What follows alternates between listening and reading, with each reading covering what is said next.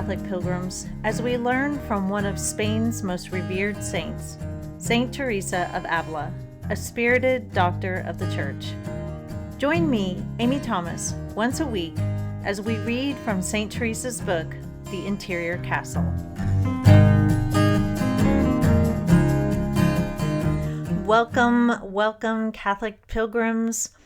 I hope today finds you in good spirits and ready for another reading from The Interior Castle. Have you ever thought that God owed you anything? Or maybe, have you ever thought that you deserved something from God? I know I have. In my younger years, I thought that believing in God meant that God owed me protection from all harm and suffering. A belief that caused me to jump ship and bail when suffering came my way. I once had a lapsed Catholic tell me that she was angry with God because he had taken her mother too soon. She didn't want to go to church anymore because of her anger. And I said to her gently, "How many years does God owe us?" And she seemed confused by the question, and I said, "Well, you are mad at God for taking your mom too soon, understandably. So you must believe there is a certain amount of years God owes us before he can call us home. So how many years is that?" She was kind of befuddled by the question and didn't really answer me. So I said to her again, "Well, if your mom is in heaven and you want to see her again someday because you love her so much, don't break your relationship with God, risking your opportunity to see your mom again. Make sure you meet her in heaven." One of my friends, who is an atheist, said something similar to me once. She was complaining that God doesn't do this and God doesn't do that. He takes people too soon, and that's not fair. And I had to laugh a little and said, "Are you sure you don't believe in God? Because you sound awfully mad at a being that you think doesn't exist."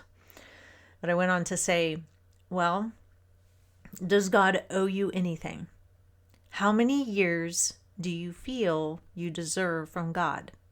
70? 80? 90? At what point could a person die and you would feel that God had the right to call them home?" To which she said, "Well, I feel it needs to be a good long life." And I responded back, "But why do you think that? If God is calling you to heaven with him, which is better, why do you think he owes you a long earthly life?" And she couldn't really answer me.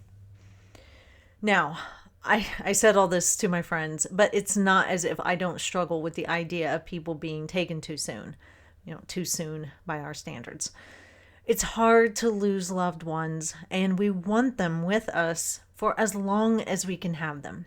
My point in saying all this is that all of us, at one time or another, have thought that God owes us something. Now, we may not have verbalized that or really consciously thought that, but all of us have at one point or another. I think it's a universal struggle to think that God owes us something, that we deserve something. And St. Teresa is going to talk a bit about this very topic, and I think it's an important one to explore because it colors how we view our relationship with God. So our readings today will be from The Third Mansion, Chapter 1, which we will be finishing today, numbers 11 through 15. But first, a word from our sponsor, Amazing Grace Pilgrimages. As you all know, my name is the Catholic Pilgrim, and going on pilgrimages is one of my favorite things to do. I can't do it often, but I always welcome the opportunity. In 2020, I got to go on pilgrimage with Amazing Grace Pilgrimages to the Holy Land, and I can say that Lori, our pilgrimage coordinator, is wonderful. She picks top-notch restaurants, top-notch hotels, and she always has a few surprises up her sleeve.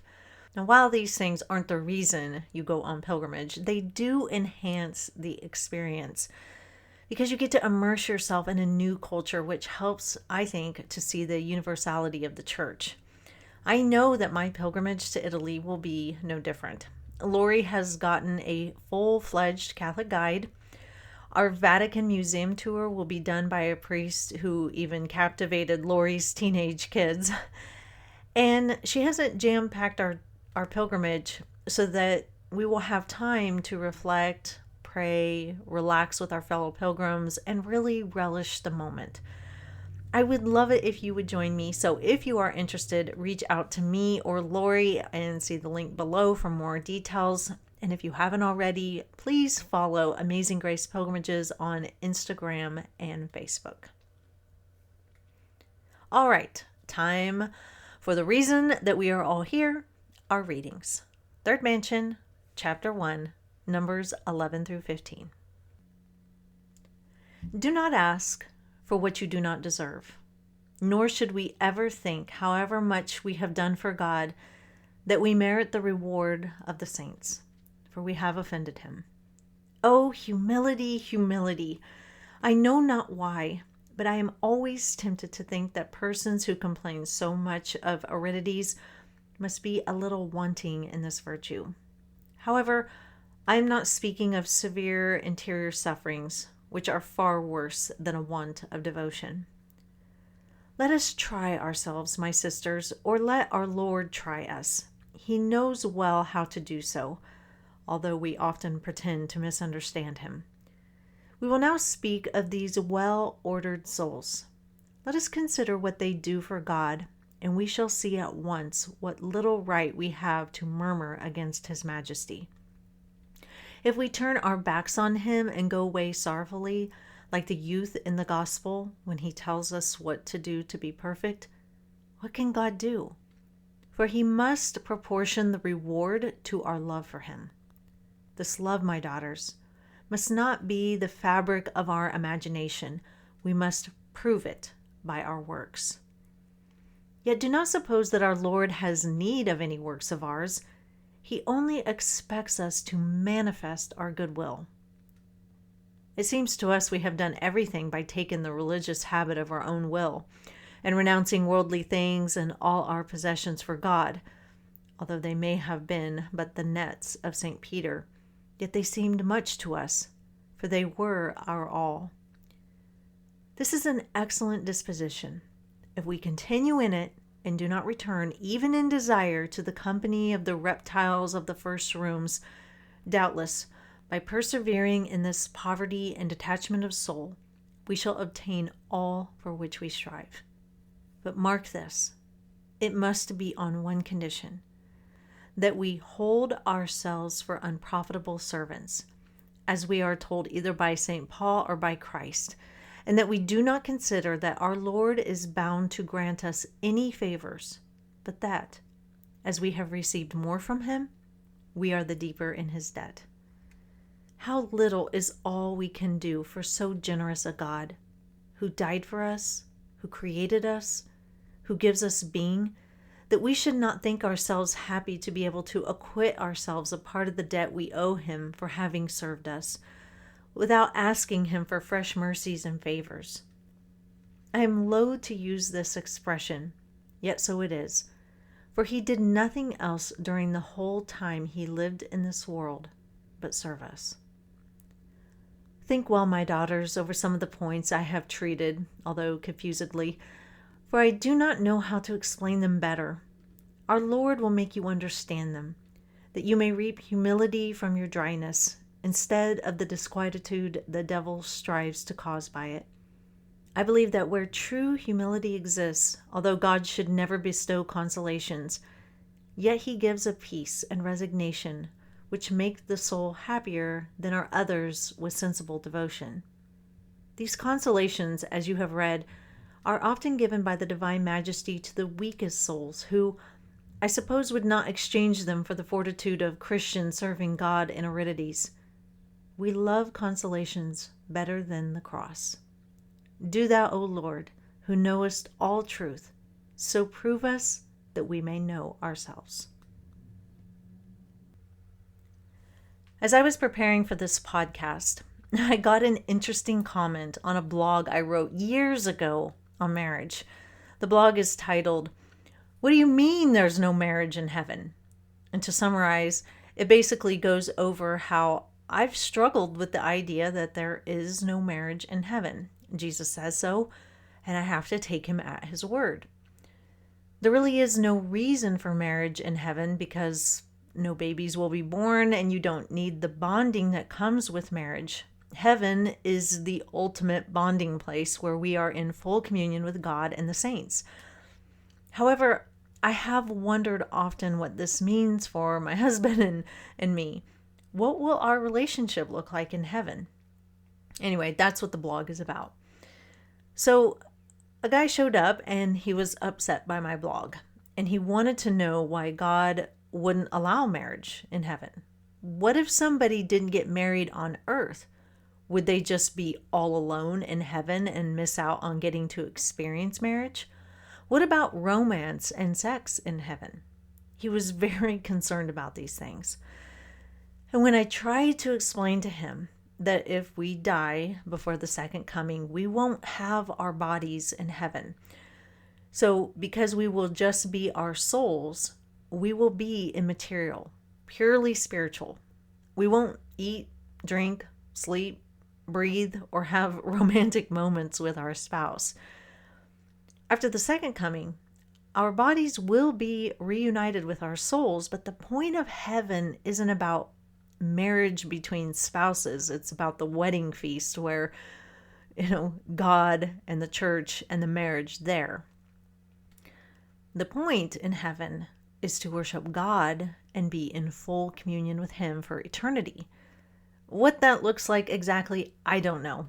But heaven isn't about pursuing our own bodily pleasures. Then as I read further down in the comments, I read other comments I had forgotten about that had a similar theme, which goes something like, God owes me something when I get to heaven. One lady felt like she was owed a husband and kids and, yes, even a higher station in heaven than people who had those things here on earth. Whew, that's a dangerous place to be in your thinking. St. Teresa today writes, quote, "Do not ask for what you do not deserve, nor should we ever think, however much we may have done for God, that we merit the reward of the saints, for we have offended him." Unquote. She goes on later to say, quote, "But mark this, it must be on one condition, that we hold ourselves unprofitable servants, as we are told either by St. Paul or by Christ, and that we do not consider that our Lord is bound to grant us any favors, but that as we have received more from him, we are in the deeper in his debt." Unquote. And this is the thing. God actually owes us nothing. We are not in a position to tell God what he needs to do for us. Thinking back to the two friends I talked about in the beginning, God does not owe us a long life. He just doesn't. And we are not in a position to tell him that he does, or to get angry with him when he does take a life too soon in our eyes. And trust me, I completely understand where the anger comes from. I have 10 saint babies in heaven, and there was a lot of anger there, over losing them. So I understand that, but I did come to realize I am not in a position to tell God anything, really. I can ask, but I'm not in the position to demand or say that he owes me anything. Yet, even though he owes us nothing, he still showers us with his love in 1,000 ways. Sometimes wrapped in our own pity party and covetousness, we neglect to see the blessings and favors that God does send us. St. Teresa points out, quote, "How little is all we can do for such a generous God, who died for us, who created us, who gives us being." Unquote. Now, we don't exist without God holding us in existence. I was listening to Jeff Cavins the other day, and he said, I might give food to you to eat. I might help you out in your time of need. But give my child's life to save yours? No, that's not going to happen. But that's exactly what God the Father did. He gave his only begotten Son, who ended up dying for us.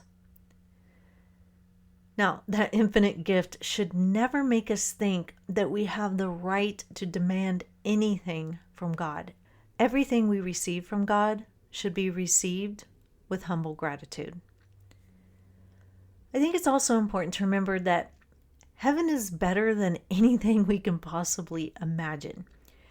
If we think that anything will be lacking there, or that we will feel like we are lacking because we don't have this or that, we should probably spend some time meditating on our attachment to these things rather than our adoration to God. If we think we won't be happy in heaven because God won't give us a marriage or a spouse or something else, then we are missing the point of heaven. So that is all for today, Catholic pilgrims. It's always a good practice that when you enter into prayer, to start off by thanking God for his many blessings and list some of them off, thanking him specifically for certain things. A heart of gratitude helps keep bitterness, envy, and pride away. So I will talk to you soon, and until then, live the faith boldly and travel well.